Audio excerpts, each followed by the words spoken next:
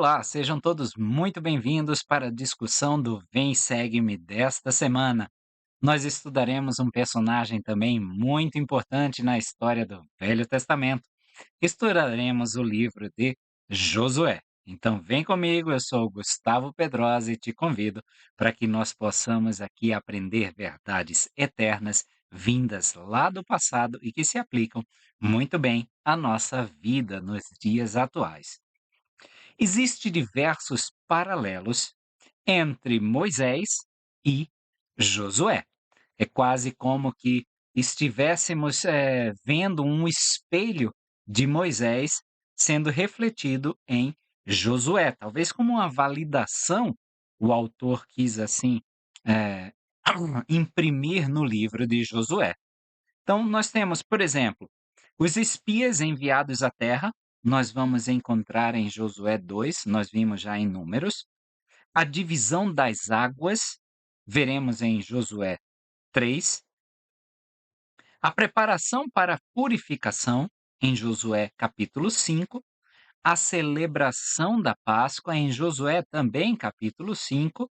E a conversa que Josué tem com o Senhor, também no capítulo 5. A localização de Israel nesse momento é dada em Deuteronômio 1:1. Apesar de não sabermos exatamente onde é essa localização, tá? Supõe-se que seja hoje no que conhecemos como a Jordânia. Josué, ele já era um líder experiente. Josué e Caleb, como nós vimos em Números 27:18, foram os únicos remanescentes daquela geração anterior que perambulou os 40 anos no deserto porque foram fiéis. Tá? Então, eles permaneceram vivos daquela geração porque eles demonstraram fidelidade. É tanto que em Números 27:18 se fala de Josué dizendo que era um homem em quem há o Espírito. Então, nós já podemos inferir que em quem há o Espírito, esse tem a vida prolongada. Esse tem a promessa de vida e trazendo para o plano espiritual, promessa de vida eterna em quem há o Espírito. Josué é ordenado em Deuteronômio 34:9. Mesmo assim, nos primeiros versículos aí do livro Josué, capítulo 1, dos versículos 1 ao 10, a gente vê como a responsabilidade estava pesando sobre este novo líder chamado Josué. Josué era filho de Num, da tribo de Efraim. Caleb era da tribo de Judá. O nome Josué Yehoshua significa Jeová salva ou Jeová é salvação. Josué também é um tipo ou um símbolo de Cristo, já que há várias situações em que ele salva Israel, tá? Yehoshua seria em aramaico, que é o mesmo nome de Jesus, com o mesmo significado, se vocês observarem em Mateus, capítulo 1, versículo 21. Então, talvez a tradução, ao invés de ser Jesus Cristo, seria Josué Cristo. Como Josué levou o povo à terra prometida, tá? Conquistou a terra prometida, assim Cristo vai nos levar à nossa terra prometida, ao nosso lar celestial. Eu gostaria de chamar a atenção para os versículos 6 e 9 de Josué 1, onde o Senhor o exorta: "Sê forte e corajoso, porque tu farás este povo herdar a terra que jurei a seus pais lhe daria." 9. Não te mandei eu? Sê forte e corajoso, não temas nem te espantes, porque o Senhor teu Deus é contigo por onde quer que andares. Ser forte e corajoso. Não era uma sugestão do Senhor, era um mandamento. Não to mandei eu? É isso que ele diz no versículo 9. Essa ideia vai ser reiterada no versículo 18: todo homem que for rebelde às tuas ordens e não ouvir as tuas palavras em tudo quanto lhe mandares, morrerá. Então, somente ser forte e corajoso. Ainda é ordenado mais uma vez ser forte e ter coragem, no versículo 7. Tão somente ser forte e muito corajoso, para teres o cuidado de fazer conforme toda a lei que meu servo Moisés te ordenou. Dela não te desvies nem para a direita, nem para a esquerda, para que sejas bem-sucedido por onde quer que andares. Olha a promessa que o Senhor nos faz. Primeiro, ele diz que nós precisamos ser fortes e corajosos para fazer tudo conforme a lei dele. Exigirá situações, exigirão aí coragem e força para que você possa realmente ser fiel, se ater aos princípios do Evangelho do Senhor Jesus Cristo. E aí ele diz: serás bem-sucedido por onde quer que andares. Eu vou deixar também na descrição, como sugestão de leitura, um discurso cujo título é A Língua dos Anjos, de Jeffrey R. Holland, de abril de 2007, para que vocês possam complementar essa ideia. O povo apoia Josué em seu chamado, como nós hoje apoiamos nossos líderes nos seus chamados. Fazem convênio de obedecer à sua voz, assim como nós fazemos quando apoiamos o nosso bispo, nosso presidente de organização, nosso presidente de estaca e por aí vai. Nós temos diversas sessões neste livro de Josué. Nós podemos dividir basicamente em quatro. A primeira é a preparação e entrada na Terra Prometida. A segunda, a conquista da Terra Prometida. A terceira, a divisão da terra. E quarto, a conclusão.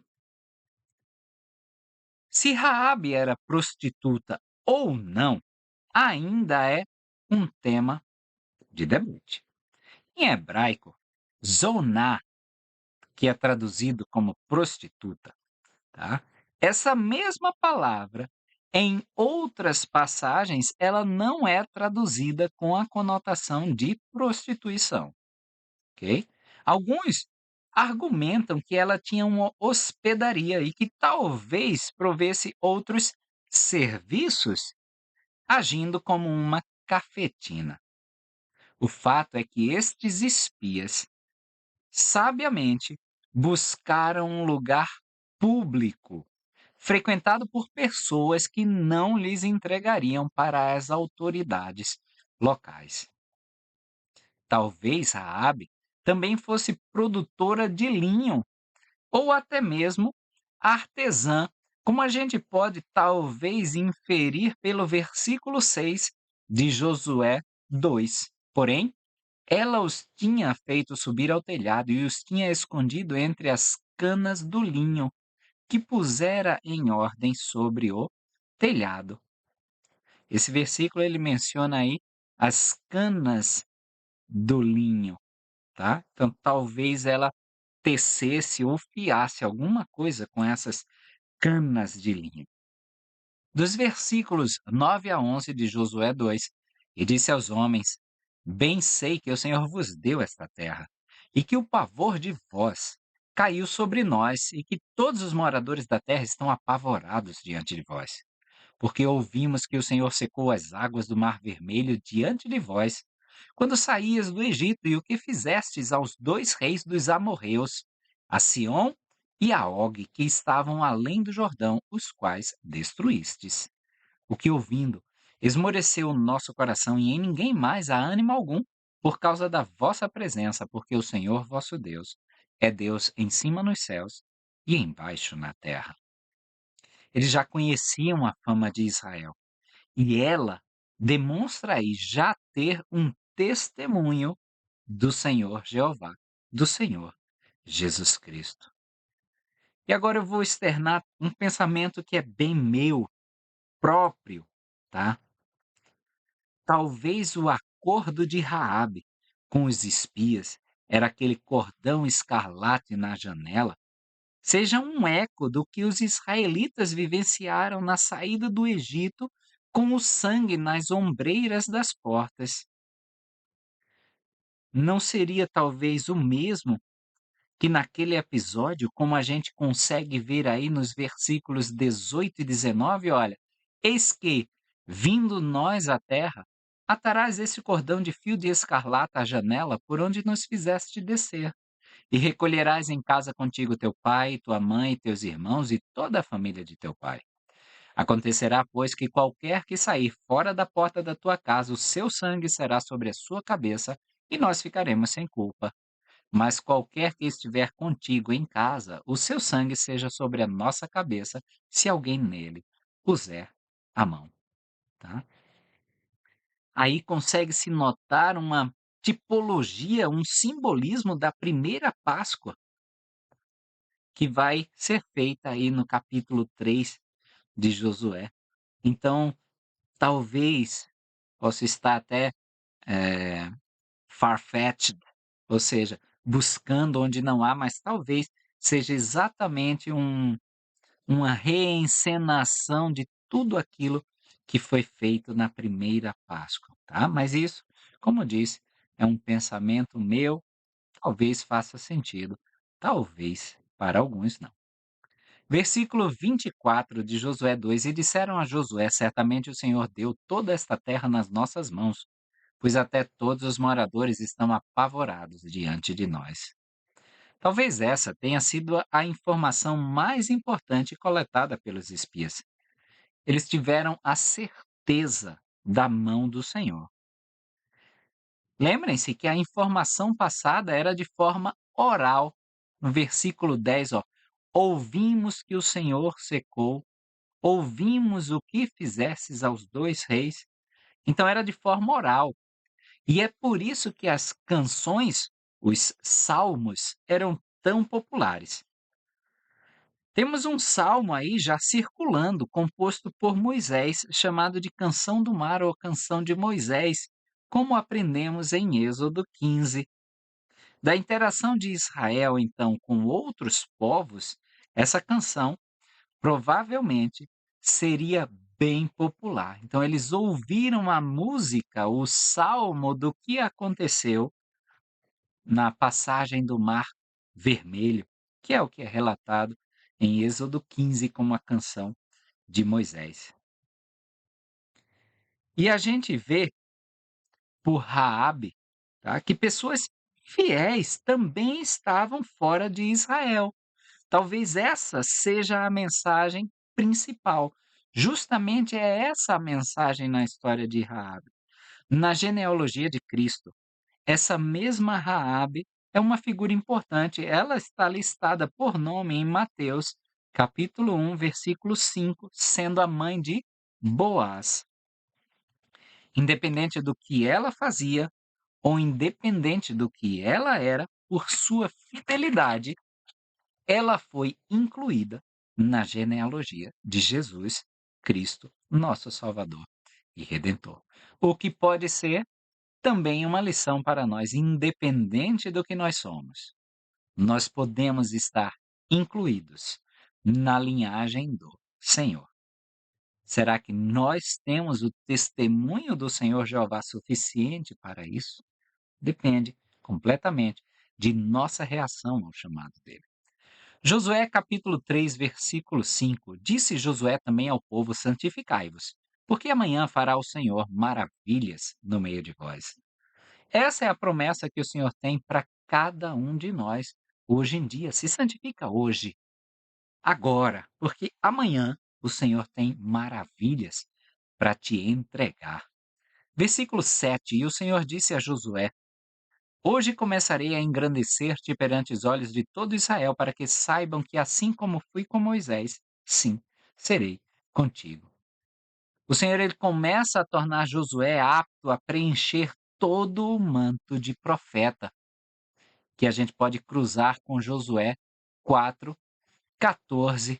Naquele dia o Senhor engrandeceu Josué diante dos olhos de todo Israel, e temeram-no, como haviam temido Moisés, todos os dias da sua vida. Eu queria lembrar de uma experiência, de um serão que nós tivemos, um treinamento com o elder Richard G. Scott, quando eu servia a missão São Paulo Leste, nos anos de 2002 a 2004. Ele esteve lá, o apóstolo do Senhor, para fazer um treinamento conosco. E ele usou uma tela para demonstrar que quando o Senhor nos chama, ele nos dá um manto muito mais largo, muito maior, vários números maiores do que seria o nosso próprio número. É como se nós comprássemos um terno ou um vestido muito maior do que aquele que habitualmente usamos. O Senhor então nos engrandece para que a gente possa preencher esse terno. O Senhor nos engorda com experiências. O Senhor nos engorda com instruções. O Senhor nos engorda com espírito para que nós possamos preencher toda aquela roupa, vários números maiores. É isso que ele estava fazendo com Josué. Ainda em Josué 3, versículos 13 a 17, parece a narrativa da divisão do Mar Vermelho. Vejam aí. Porque há de acontecer que assim que as plantas dos pés dos sacerdotes que levam a arca do Senhor, o Senhor de toda a terra, pousarem nas águas do Jordão, se separarão as águas do Jordão e as águas que de cima descem pararão no montão. E aconteceu que, partindo o povo das suas tendas para passar o Jordão, levavam os sacerdotes a arca da aliança diante do povo. E os que levavam a arca, quando chegaram até o Jordão, e os pés dos sacerdotes que levavam a arca se molharam na borda das águas, porque o Jordão transbordava sobre todas as suas ribanceiras todos os dias da ceifa, pararam-se as águas que vinham de cima, levantaram-se num montão muito longe da cidade de Adão, que está ao lado de Zaretã, e as que desciam ao mar das Campinas, que é o mar salgado, foram de todo cortadas. Então passou o povo defronte de Jericó. Porém, os sacerdotes que levavam a arca da aliança do Senhor pararam firmes em seco no meio do Jordão, e todo o Israel passou em seco até que todo o povo acabou de passar o Jordão. Essa geração aí, ela não esteve envolvida naquele episódio da divisão das águas do Mar Vermelho. Devem ter ouvido a história através dos pais. Cantaram o cântico do mar, aquele salmo composto por Moisés, e repetiam a canção uns para os outros. Mas eles não haviam tido esta experiência. E aqui, nesse momento, acabava-se a dúvida, se é que havia alguma, de que Josué era o sucessor legítimo de Moisés. Atentem aí também para o fato de que os sacerdotes, eles precisavam fazer uma ação. Eles precisavam entrar na água. Versículo 15. Para que o milagre fosse efetivado. No versículo 16. A gente pode traçar também um paralelo com a história dos 10 leprosos. Geralmente essa história, e quando a gente conta, quando a gente lê, a gente foca no leproso que voltou para agradecer. Mas a gente pode perceber que o milagre só acontece quando eles tomaram uma ação. Se reparar bem em Lucas 17:14, a expressão é indo eles. Ou seja, a gente só consegue os milagres depois que nós decidimos agir, depois que nós tomamos ação. Seria então, talvez, o batismo dessa geração, como tinha sido para os antepassados no Mar Vermelho. Talvez a gente possa ruminar sobre isso. Paulo já disse, né, que todos eles foram batizados na nuvem e no mar. Aquela geração não entrou na terra prometida. Então agora o Senhor repetia o milagre para que todos da nova geração pudessem também ser batizados na nuvem e não agora no mar, mas no rio, para que pudessem estar aptos ao templo. Seria também um tipo de Cristo que futuramente ia ser batizado justamente nesse mesmo rio, no Rio Jordão. O Rio Jordão é um rio que está abaixo do nível do mar, o que torna muito interessante a Escritura Moderna de Doutrina e Convênios, seção 122, 8, que diz que o Filho do Homem desceu abaixo de todas elas. E aí vem a pergunta, né? És tu maior do que ele? O Filho do Homem desceu abaixo de todas elas, até mesmo para ser batizado. O Rio Jordão, ele tem papel importante em vários eventos bíblicos. Também vou deixar na descrição a complementação de uma leitura indicada. O título do discurso é Self-Mastery, de Russell M. Nelson, de outubro de 1985. Talvez até João Batista batizasse nesse rio de maneira bem simbólica, trazendo o povo às suas raízes, tá? Trazendo essa lembrança de como o Senhor nos libertou. Primeiro, o Rio Jordão era um rio perene. E o segundo, João estava refazendo esse episódio de Josué na da antiga Israel na nova Israel. No judaísmo, de fato, há um batismo ritual que é feito na mikvé ou mikvá, que significa ajuntamento das águas, à semelhança de Gênesis capítulo 1, versículo 10. Essa mikvá era usado para vários tipos de purificação.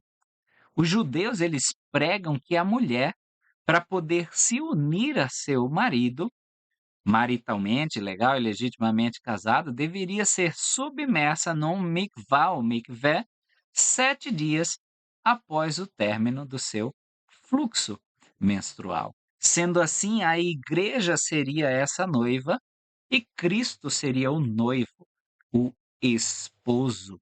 E era depois de se lavar na mikvah que ela se unia ao noivo, assim como nós nos unimos ao noivo quando nos batizamos. Os fariseus eram familiares a esse conceito e quando se acercaram ali de João Batista, eles não queriam realmente saber o que ele fazia. Eles já tinham ideia. Mas o que eles queriam saber é: quem és tu? João, capítulo 1, versículo 19.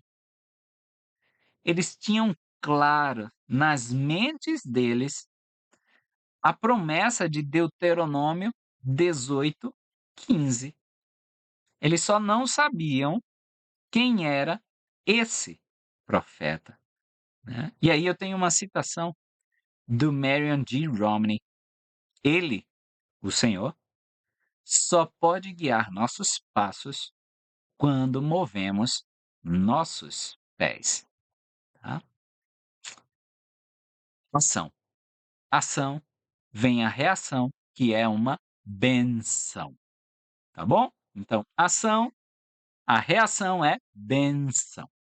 Em Josué 4, o Senhor ordena que 12 pedras sejam carregadas do meio do rio e postas na outra margem como memorial, matzav.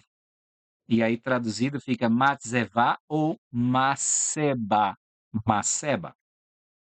Há vários sítios arqueológicos com estas pedras eretas.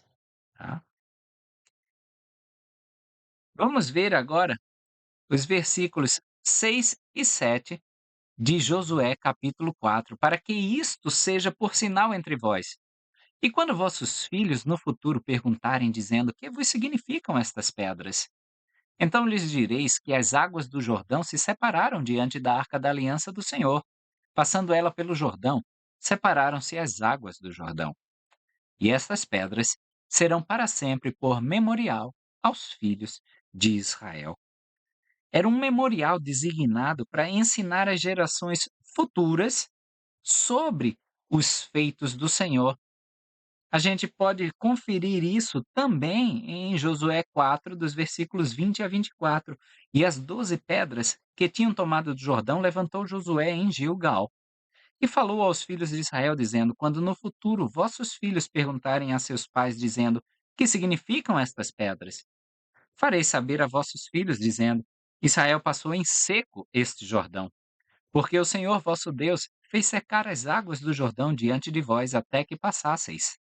Como o Senhor vosso Deus fez ao Mar Vermelho, que fez secar perante nós até que passássemos, para que todos os povos da terra conheçam a mão do Senhor, que é forte, para que temais ao Senhor vosso Deus todos os dias. Que tipo de memorial nós estamos deixando para nossos filhos, para nossos netos, para as gerações futuras? Também deixarei na descrição um discurso de Henry B. Eyring em novembro de 1989, e o título do discurso é Remembrance and Gratitude, quando ele fala sobre memoriais que deixamos erigidos ao escrevermos os nossos diários. Josué, capítulo 5, versículo 12, vai se encerrar esse período de peregrinações, e cessou o maná no dia seguinte, depois que comeram do trigo da terra do ano antecedente. E os filhos de Israel não tiveram mais maná, porém no mesmo ano comeram dos frutos da terra de Canaã. Dos versículos 13 ao 15, lemos o seguinte: E sucedeu que, estando Josué ao pé de Jericó, levantou os seus olhos e olhou. E eis que se pôs em pé diante dele um homem que tinha na mão uma espada desembainhada, e aproximou-se Josué dele e disse-lhe: És tu dos nossos ou dos nossos inimigos? E disse ele: Não, mas venho agora como príncipe do exército do Senhor. Então Josué se prostrou sobre o seu rosto na terra e o adorou e disse-lhe: Que diz meu senhor ao seu servo? Então disse o príncipe do exército do Senhor a Josué: Descalça os sapatos de teus pés, porque o lugar em que estás é santo. E fez Josué assim. Josué tem uma experiência como a de Moisés. As Escrituras relatam ser o príncipe do exército do Senhor. Mas para pedir que ele retirasse o calçado dos pés, porque o lugar que estás é santo, só aconteceu com a sarça ardente, em Êxodo 3. E era o próprio Jeová. Talvez esse encontro de Josué seja com o próprio Jesus Cristo, o próprio Jeová. Em Josué 6 é a instrução do Senhor aí para a conquista de Jericó. Ao invés de bravata, eles precisavam de obediência.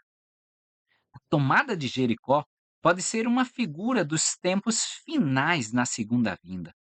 7.000 anos antes de Israel herdar o reino celestial. Circundar as muralhas uma vez ao dia, por 6 dias. No 7º dia, 7 vezes, gritando e trombeteando. Essa era a instrução do Senhor. Tá? Nada diferente. Então, eles precisavam ser obedientes a essa instrução. Vamos ver nos versículos 17 a 21. Porém, a cidade será anátema ao Senhor, ela e tudo quanto houver nela. Somente a prostituta Raabe viverá, ela e todos os que com ela estiverem em casa, porquanto escondeu os mensageiros que enviamos. Então, somente guardai-vos do anátema, para que não vos torneis anátema tomando dele. Anátema seria coisa amaldiçoada, ok? E assim façais maldito o acampamento de Israel e o turbeis. Porém, toda prata e o ouro e os objetos de bronze e de ferro são consagrados ao Senhor. irão ao tesouro do Senhor. Gritou, pois, o povo, tocando os sacerdotes as buzinas. E sucedeu que, ouvindo o povo o sonido da buzina, gritou o povo com grande alarido. E o muro caiu abaixo, e o povo subiu à cidade, cada qual no lugar em frente de si, e tomaram a cidade. E tudo quanto na cidade havia destruíram totalmente ao fio de espada, desde o homem até a mulher, desde o menino até o velho, e até o boi, e o gado miúdo, e o jumento. Toda Jericó era consagrada, ou seja, anátema ao Senhor, seja para que fosse destruída, como vimos no versículo 21, ou guardada para o Senhor, como vimos no versículo 19. Então, essa era a consagração da cidade, seja para a salvação, seja para a destruição, tá? É, é interessante e às vezes até difícil de aceitar, porque o Senhor pedia essa destruição de todos aqueles que habitavam na cidade, mas era um perigo real para o povo de Israel que se voltasse para a idolatria. E é por isso que o Senhor manda destruir sem dó nem piedade, destruir tudo. Era um ato protetivo aí para o povo do Senhor, protetivo para os israelitas, tá? A linguagem, por si só aí, já é uma hipérbole e também é usada nesses termos para descrever conquistas de outros reis sírios, por exemplo. Quando os rumores de que a cidade seria invadida, muitas das famílias já haviam deixado a cidade para ir morar em cavernas ou em tendas. E geralmente o extermínio era das casas reais e das hostes militares. Talvez não fosse realmente de todo o povo, mas era restrito às casas de linhagem real e do poderio militar, tá?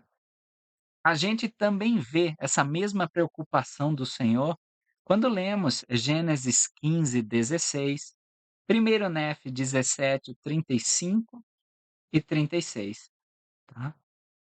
Então, é esse mesmo cuidado que o Senhor tem para que nós não caiamos aí na idolatria. Não conseguiremos entender os desígnios de Deus e nem vamos entender os desígnios de Deus. Ele já disse: os meus pensamentos não são os vossos pensamentos. Não é justificativa de forma alguma e não é mandamento para nós sermos violentos, e nós devemos condenar qualquer ato de violência, seja em palavra, seja em ato mesmo, seja em ideia, etc. Tá bom? É isso que, ultimamente, o presidente já falecido Russell M. Nelson via enfatizando: sede pacificadores, e também enfatizado agora pelo presidente Dallin H. Oaks. Tem uma citação de John Bideway. Ele diz: se algum de nós tem falta de informação, peça ao Google.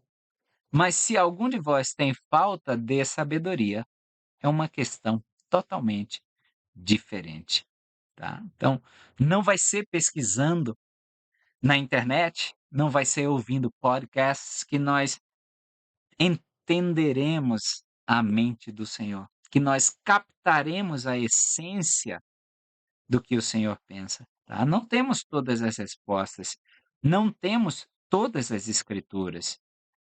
A gente vai ter de vez em quando passagens, ou de vez em sempre, né? Passagens que são desafiadoras para nós hoje. A gente vai ter passagens de difícil interpretação e está tudo bem. A gente deve aprender as lições que devem ser aprendidas e seguir adiante com fé, tá? Nós não devemos ficar presos ou atidos a essas complexidades, porque aí nós podemos ir para a descrença, tá? Mas está tudo bem, a gente não vai ter todas as respostas. Não sabemos de tudo, não temos tudo revelado. Ainda não. Como diz o hino, agora não, mas logo mais. Da mesma forma que temos esses versículos de guerra, a gente tem Josué 11:23, que diz que e a terra repousou da guerra. Em inglês é rest. É a mesma palavra usada para dizer que Deus descansou. Deus rest, tá? No sétimo dia. Significa que eles tomaram a sua função de direito de proteger, manter, governar tanto a criação, no caso de Deus, tá? Quanto a terra prometida, no caso de Israel, como um povo. Podemos aprender a lição de que devemos repousar de nossas batalhas. Como eu já falei para vocês, né, ultimamente tenho lido bastante o filósofo Byung-Chul Han. Ele diz que se perdeu esse tempo de contemplação, e é nesse tempo de contemplação que o Espírito de Deus infunde a sua criação. Então, o descansar de Deus não foi um evento à parte da criação. Ela fazia, esse descansar fazia parte da criação. Ele não trabalhou 6 dias e no sétimo descansou. Ele trabalhou os 7 dias e os 7 era o descanso que fazia parte da criação. Então a gente deve repousar dessas batalhas para a gente nos concentrar nas funções de direito, que é a de nos assemelharmos ao Senhor, ao Salvador Jesus Cristo. Nós temos o dia do Senhor como exemplo disso. E para esta finalidade, nos assemelharmos ao Senhor. As coisas não vão bem para Israel na batalha de Ai, como está sendo relatado em Josué 7. Eles enviaram bem poucos homens, talvez confiantes por causa do sucesso estrondoso na batalha de Jericó. Nós vimos que eles seguiram ordens estritas do Senhor e por isso eles conquistaram a cidade. Eles são então derrotados. E por quê? Podemos ter um vislumbre disso em Josué 7:1. E transgrediram os filhos de Israel no anátema, porque Acã, filho de Carmi, filho de Zabdi, filho de Zerá, da tribo de Judá, tomou do anátema, e a ira do Senhor se acendeu contra os filhos de Israel. Essa talvez seja a resposta. Acã, ele toma parte dos despojos, ele pegou uma capa, pegou prata e ouro. Vale lembrar que o convênio feito em Deuteronômio era do Senhor com o povo todo. Vocês podem ver que os verbos lá utilizados são no plural. Então, todo o povo sofre com a atitude de um só que seja. Todos estavam sob este convênio. Então, nós, como povo, precisamos guardar os convênios. Esses convênios coletivos, por conta da transgressão de um, todos sofrerão. Temos que ser responsáveis com nossas escolhas, pois elas afetam nosso povo, ou seja, nossa família, nossos descendentes, nossa congregação, etc. Sempre vai haver um impacto. E aí, Josué 7:11, a gente pode até cruzar com Doutrina e Convênios 108:3. O que lemos em Josué 7:11? Israel pecou e até transgrediram o meu convênio que eles tinham ordenado, e até tomaram do anátema, e também furtaram, e também mentiram, e até debaixo da sua bagagem o puseram. E aí a gente vai ler em Doutrina e Convênios, seção 108, versículo 3. Doutrina e Convênios 108, 3. Então nós devemos ter muito cuidado com os convênios e levanta-te e sê mais cuidadoso daqui em diante na observância das promessas que fizeste e fazes, e serás abençoado, com bênçãos sumamente grandes. Acã e seus filhos e filhas e todas as suas posses foram queimadas. Talvez isso não nos aconteça imediatamente ao quebrarmos um convênio, mas, por fim, podemos ter essa mesma destruição, não só para nós, mas também para nossas famílias, por conta de nossa infidelidade aos convênios. Depois de se reconciliarem com o Senhor, se arrependendo desse mal que haviam feito, o Senhor os ajuda na tomada da cidade de Ai, em Josué, capítulo 8. E aí podemos ver Josué 8, 31 e 32. Como Moisés, servo do Senhor, ordenara aos filhos de Israel, conforme o que está escrito no livro da lei de Moisés, a saber, um altar de pedras brutas, sobre o qual não se manuseará instrumento de ferro. E ofereceram sobre ele holocaustos ao Senhor, e ofereceram sacrifícios pacíficos. Também escreveu ali em pedras uma cópia da lei de Moisés que este tinha escrito diante dos filhos de Israel. Eles renovam o convênio firmado com o Senhor. Há um episódio interessante relatado em Josué capítulo 9. Os gibeonitas, com medo da expansão de Israel, se disfarçam de viajantes de terras distantes para tratar de um acordo de paz com Israel. Eles então selam esse acordo para mais tarde descobrir que eram os povos vizinhos e que seriam conquistados. Josué então faz deles servos. O interessante notar é que eles tomaram essa ação sem consultar ao Senhor, como vimos aí e vamos ver no versículo 14 de Josué 9. Então aqueles homens tomaram da sua provisão e não pediram conselho à boca do Senhor. Isso é o que acontece quando nós não buscamos conselho da mão do Senhor. Tá? Em Josué 10, temos o famoso relato aí do sol e da lua parando sem movimento.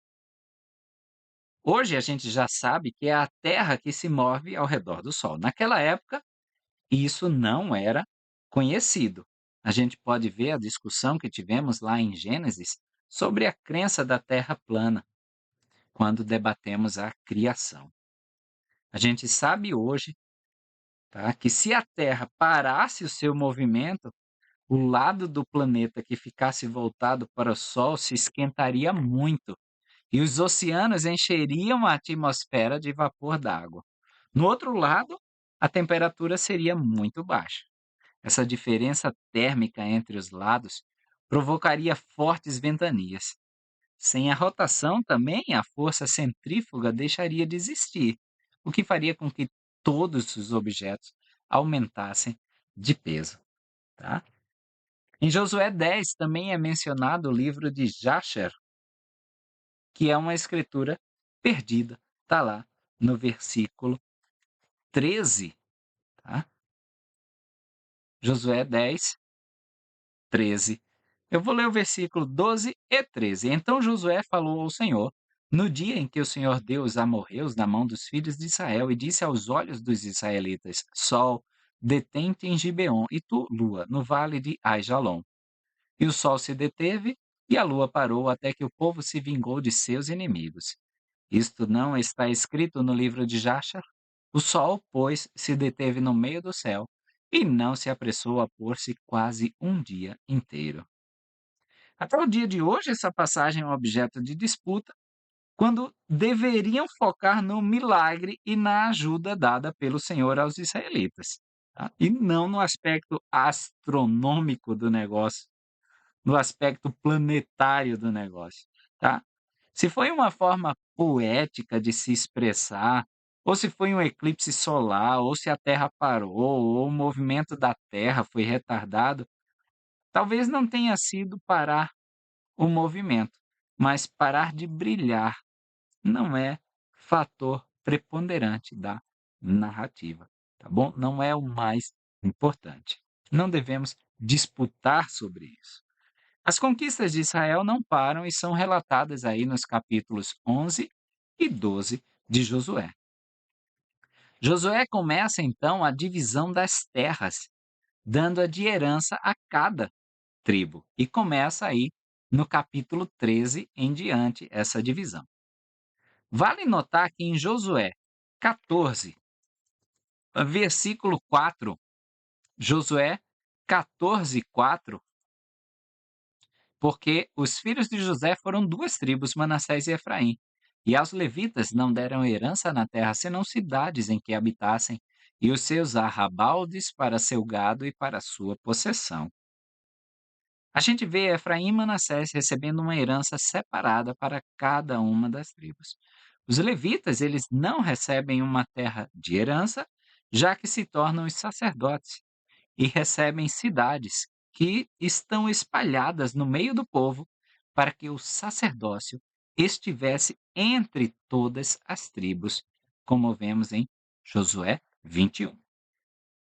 Em Siló, Josué 18, Israel monta o tabernáculo. Samuel foi criado na cidade de Siló, a cidade local do tabernáculo. As cidades de refúgio são designadas no capítulo 20 de Josué. Josué 23 e 24 são como testemunho de Josué sobre as maravilhas que o Senhor operou por eles e no meio deles. O capítulo 24 de Josué é um cenário formal de convênio, tá? Vemos o mesmo padrão em outros locais do Novo Testamento, esse mesmo padrão de convênio. Uma mesma fórmula é seguida nesses capítulos. E aí vou detalhar aqui para vocês qual é essa fórmula, qual é essa receita que é seguida quando se compunha esse capítulo de convênio. Então, uma apresentação das partes. Quem fará o convênio? 2, apresentação da história que uniu ou aproximou essas partes do convênio. Qual a história que as trouxe a esse ponto onde estão prestes a fazer um convênio? 3, as cláusulas do contrato. O que o Senhor requererá do seu povo nesse convênio? 4, o testemunho do convênio. E 5, o convênio é escrito para ser lembrado, tá? Em Josué 23, 14, nós lemos o seguinte: E eis que eu vou hoje pelo caminho de toda a terra, e vós bem sabeis, com todo o vosso coração e com toda a vossa alma, que nenhuma só palavra falhou de todas as boas coisas que falou de vós o Senhor vosso Deus. Todas vos sobrevieram, delas não falhou uma só palavra. O Senhor nunca nos falha. Ele cumpre todas as promessas que faz. Para finalizar, Josué, capítulo 24, dos versículos 1 ao 13, o Senhor mostra como ele fez tudo pelo povo. O Senhor mostra que eles estão habitando em cidades que nem construíram e comendo de colheitas que eles nem plantaram, como nós podemos ler no versículo 13. E eu vos dei a terra em que não trabalhastes, e cidades que não edificastes, e habitais nelas, e comeis das vinhas e dos olivais que não plantastes. Ou seja, tudo era obra do Senhor. E aí no versículo 14, ele complementa essa ideia. Agora, pois, temei a Senhor, ou seja, eu te dei tudo. Agora, sejam obedientes a mim, tenham reverência ao meu nome, e servi-o com sinceridade e com verdade. E deitai fora os deuses às quais serviram vossos pais além do rio e no Egito, e servi ao Senhor. Servi-o com sinceridade e com verdade, de coração, com poder, de toda a alma, com toda a força. E o versículo super famoso, versículo 15, porém, se vos parece mal aos vossos olhos servir ao Senhor, escolhei hoje a quem servais. Se os deuses a quem serviram vossos pais, que estavam além do rio, ou os deuses dos amorreus, em cuja terra habitais, porém eu e a minha casa serviremos ao Senhor. É o chamado para servir ao Senhor. É uma ação consciente tomada. Ação, a reação é benção. Temos a oportunidade de renovar esse convênio, esse compromisso de servir ao Senhor toda semana, assim como estes israelitas estavam renovando o convênio com o Senhor.